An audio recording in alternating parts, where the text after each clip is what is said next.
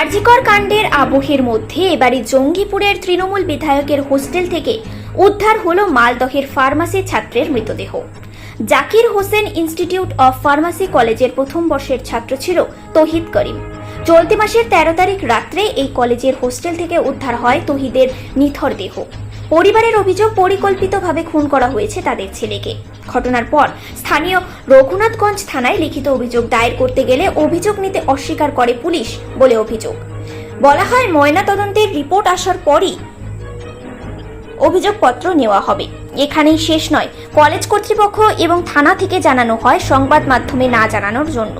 মৃত ছাত্রের বাবা রেজাউল করিমের অভিযোগ, 12 তারিখ রাত্রে ছেলের সাথে কথা হয়েছিল। ছেলে বাড়ি থেকে আমের আচার এবং ছাতু আনার কথা বলেছিল। কোনো রকম মানসিক অবসাদে ছিল না আমার ছেলে। যদি মানসিক অবসাদে থাকতো তাহলে 12 তারিখ রাত্রে ছেলের কথাবার্তায় আমরা বুঝতে পারতাম। আমি পেশায় লরি চালক, সেই সূত্রে 13 তারিখ আমি রঘুনাথগঞ্জে ছিলাম। সকাল থেকে আমার ছেলের ফোন সুইচ অফ আসছিল। রাত 9টা নাগাদ আমি হোস্টেলে যেতেই আমার ছেলের রুমমেট ফোন করে জানায় তৌহিদ মারা গেছে।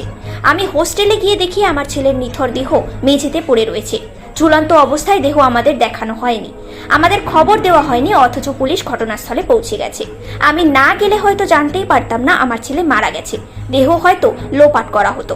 পরিকল্পিতভাবে আমার ছেলেকে খুন করা হয়েছে, তাই বিভাগীয় তদন্তের দাবি তুলছি আমি। পুলিশ বলেছিল ময়নাতদন্ত হবার সময় আমাদের উপস্থিতিতে হবে, অথচ আমাদের জানানো হয়নি। এমনকি এখনো পর্যন্ত লিখিত অভিযোগ নেয়নি পুলিশ, পাল্টা আমাদের শাসানো হচ্ছে বলে অভিযোগ। মালদার ইংরেজবাজার থানার যদুপুর এলাকার বাসিন্দা ছিল তৌহিদ করিম। পাড়াতে খুব মেধাবী ছাত্র বলে পরিচিত ছিল সে, তাই তার মৃত্যু কোনোভাবেই আমরা মেনে নিতে পারি না। পুলিশ প্রশাসন কোনো ব্যবস্থা না নিলে আরজিকরের ঘটনার মতো আমরা গ্রামবাসীরা রাস্তায় নেমে আন্দোলন করব, হুঁশিয়ারি দিয়েছেন গ্রামবাসীরা। পাশাপাশি দোষীদের শাস্তির দাবি তুলে আজ সোচ্চার হন তারা। তৌহিদের ইচ্ছে ছিল বড় হয়ে ভালো কিছু হওয়ার। এই ছেলে আত্মহত্যা করতেই পারে না। পরিকল্পনা করে হোস্টেলেই মারা হয়েছে তাকে। যেহেতু ওই ইনস্টিটিউট স্থানীয় তৃণমূল বিধায়কের, তাই পুলিশ এই ঘটনা ধামাচাপা দিতে লিখিত অভিযোগ নিচ্ছে না। অভিযোগ তুলে সোচ্চার হয়েছেন স্থানীয় যদুপুর 1 নম্বর গ্রাম পঞ্চায়েতের সদস্য Sinaul Islam. Bureau report, news prime times. 12 তারিখে আমি ডিউটি থেকে আসি। আমি পেশায় ড্রাইভার, গাড়ি চালাই। আমি 12 তারিখ ডিউটি থেকে বাড়ি আসি। আমার কাজ ছিল রঘুনাথগঞ্জের দিকে।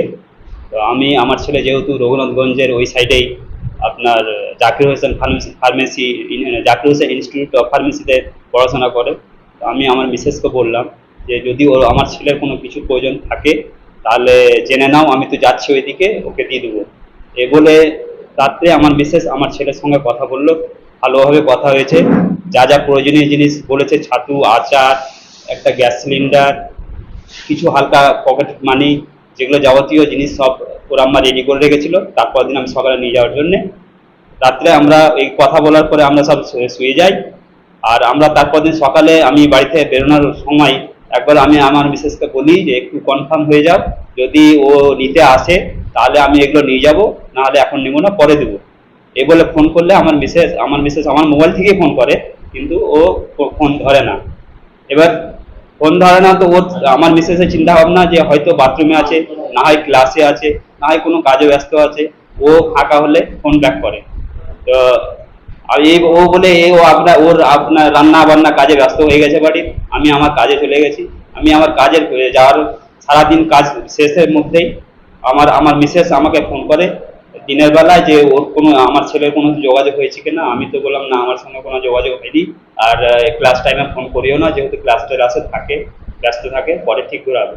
যতক্ষণ টাইম হয়ে গেছে যে হ্যাঁ ক্লাস থেকে আসার পরও ফোন ঘুরাই না, তখন কিন্তু আমার মিসেস আমাকে ফোন করে যে তুমি কলেজে যাও, ছেলের ওইখানে, তুমি যেহেতু আশেপাশে আছো, ছেলের ওইখানে গিয়ে খবর নাও, ফোন ধরছে না কেন বা ফোনে পাচ্ছি না কেন বলে আমাকে বলে। আমি সেই মতো আমি আমার কাজ ছেড়ে দিয়ে ঠিকঠাক গুছিয়ে দিয়ে আমি কলেজের দিকে রওনা দিই।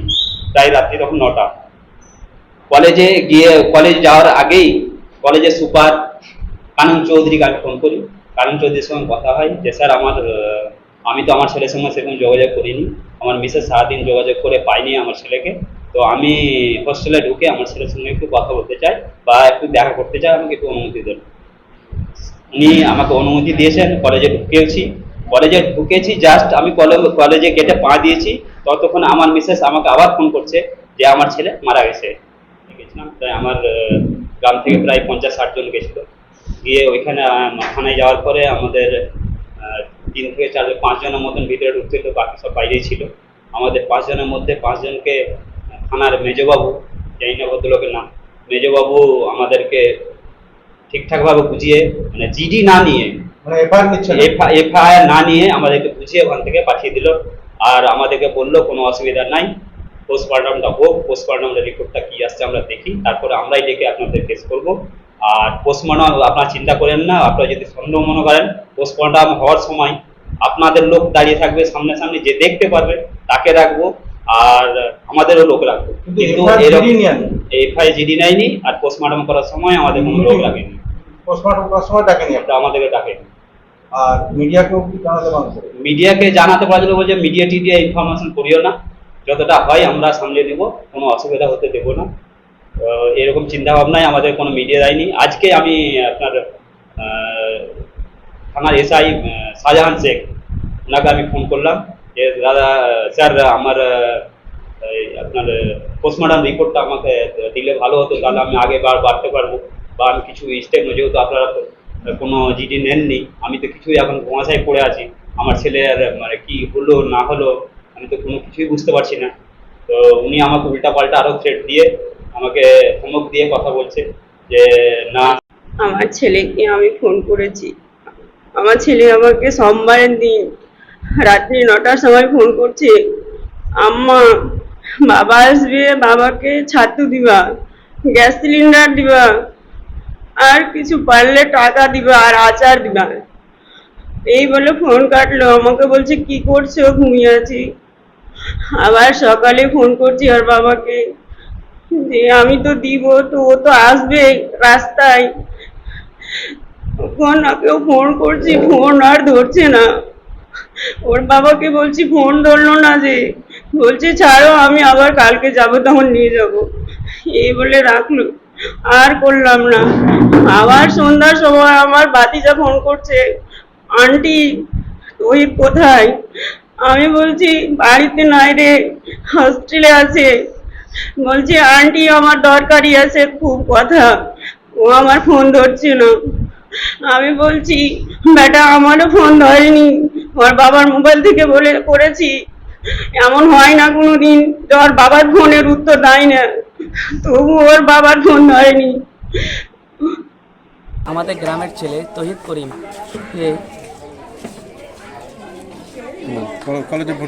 কলেজে পড়তে পাঠিয়েছিলাম ফার্মেসি নিয়ে। সেই কলেজে পড়তে না 1 বছর যেতে না যেতেই ছেলেকে আমরা ঘর থেকে মৃতদেহ উদ্ধার পাই। আমরা চাই সেই যে দোষী আছে সেই দোষীদের আমরা দৃষ্টান্তমূলক চিহ্নিত করে আমরা তার ফাঁসি চাই। খুন করা হয়েছে। আমরা ঘটনাস্থল দেখেছিলাম, এমনকি কলেজ থেকে আমাদের কোনো জানানো হয়নি কীভাবে ছেলে আমার কী হলো। এমনকি আমাদেরও হুমকি দেওয়া হয়েছে গ্রামবাসীকে। আমরা গেছিলাম, আমাদের হুমকি দেওয়া হয়েছে যাতে পুলিশের আইনের অবস্থা না, মিডিয়া না থাকে আমরা।